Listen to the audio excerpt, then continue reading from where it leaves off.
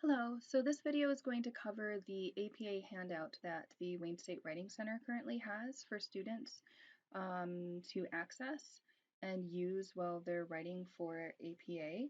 So if you were to go to the Wayne State Writing Center, you'll see that at our website we have Writing Center handout materials. And in this section we have quite a few different handouts, but the one that's useful for you for APA is right here. And so I kind of just want to go through this a little bit for you. So what we do with this handout is the formatting basics are placed in a box right here for you. So I know that the most recent revisions don't require Times New Roman font anymore, although it is preferred. It does require a 12-point font size, double spaced with 1-inch margins. The other APA formatting basics is that there's no longer currently any running head. And so on the title page of the student paper, if you'll see, if we were to look at this, it now no longer requires a running head. It only requires the page number. If you're a professional in the field, it will require that a left justified title of your work is listed in the heading.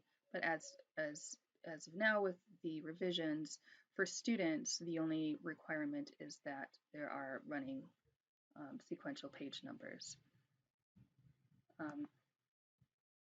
It does ask that you have an abstract page and a title page, and then typically it will have sections such as an introduction, literature review, methods and results, and discussion sections. We did talk a little bit about our APA workshop video about in-text citations, but there's two basic forms where you name the author and then the year of publication as parentheses.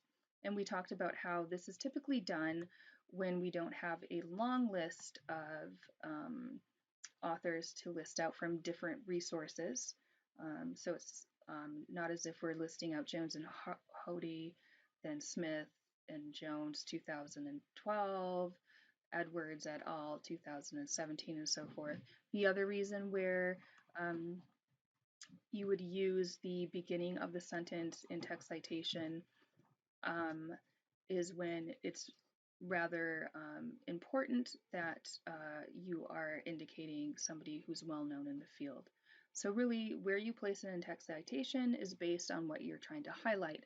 So if you're trying to highlight the researcher or researchers because they're very well known, you're likely going to want to place them at the very beginning of the sentence. However, if you were going to be more interested in, and you think that your readers would be more interested in the information that's being presented, the findings, the data, some type of analysis of the research, that's what you're trying to highlight as being the most relevant and prevalent information that somebody should take away from reading that sentence, then you place that information first, and then you place the authors and the date of publication at the end. You'll see that there's a difference between the two.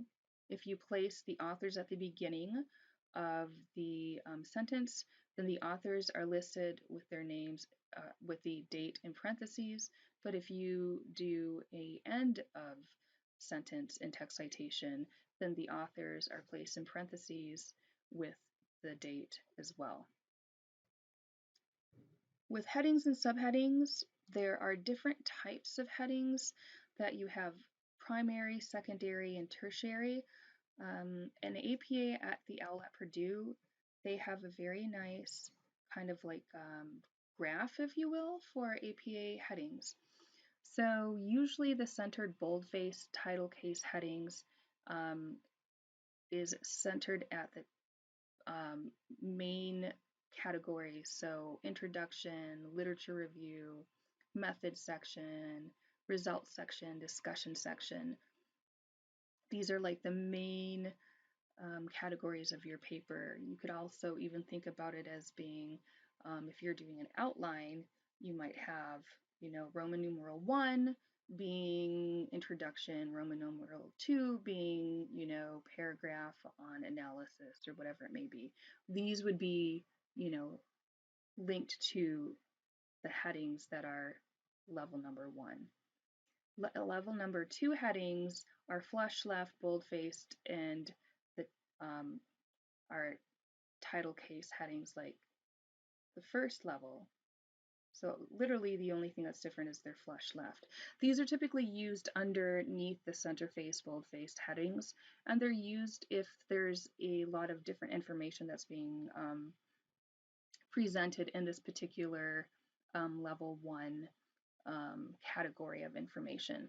So often people will use this, like if they have, say, a literature review where they're reviewing past research, and they might use those to categorize the various different types of research that they've explored, or themes that they've explored, or research methodology that they've explored. So they might say,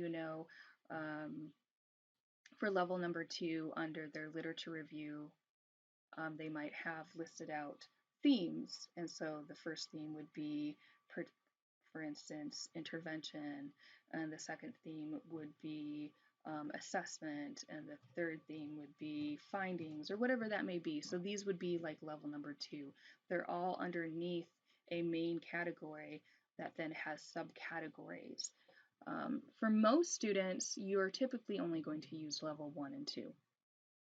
Level 3 is then if you have sub-themes within the categories of level 2. So say intervention has 3 different types of intervention strategies, then you might have the level 3 that lists, and organizes the paper with those 3 different levels of intervention strategies. But like I said, for the most case, most students are only going to use 1 and 2 to potentially maybe number 3 if it gets really complicated. All right. With paraphrasing, you want to make sure that no matter whether or not you're doing a direct quote or if you're doing a paraphrase, that you produce in-text citation for that. Certainly because you want to give credit where credit is due, but you also want to show to the reader that you've done a fair amount of research, that what you're stating can be justified and validated by prior research that's been conducted.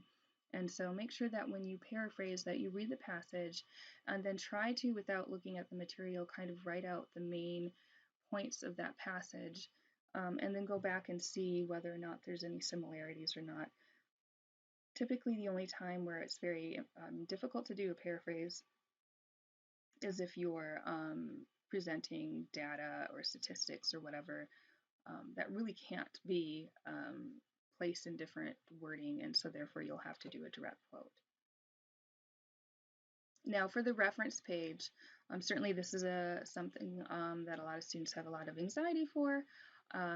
We obviously have a lot of support for that at the Writing Center, as well as the LLAT Purdue and our handout here, but a reference page is always going to be on its own page, and it will always have the last name of the author or authors with their initials with a period. Then it will have the date of the publication with a period, because remember, dates are so important in APA. The article title, if this is, and most of you will be using articles, will not be placed in quotation marks, and only the first word of the article title is capitalized unless there's a colon, and then the subsequent word is capitalized, and then the rest are not. So these are just kind of weird rules that you may or may not be able to remember, and so certainly this handout can help you with that. Similar to MLA, the title of the journal itself is placed in italics, and then, but different than MLA, is that the volume number is placed in italics as well, and that's because the volume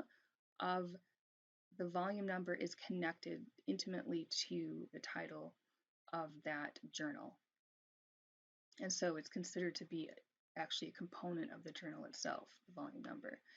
And the issue number is placed in parentheses with a comma, the page numbers that you read or utilized, and then the DUI. So a DUI is a permanent location, it's a permanent link that can't be broken, and so it's very much privileged when it comes to using online resources rather than using the URL that is very unwieldy and very long and can also be broken or just be, kind of disappear. So you'll see also that the reference page is listed out alphabetically. And then you can see that there are different types of citations or references that are placed in here. So there's examples of a newspaper article, essay from an edition if you're looking at a book, an online book as well. If you have any more need for information or some things that are kind of not typical, you can visit the OWL at Purdue. You can also contact us at the Wayne State Writing Center. And all of our tutors are well versed in working with APA and will be able to help you navigate that process.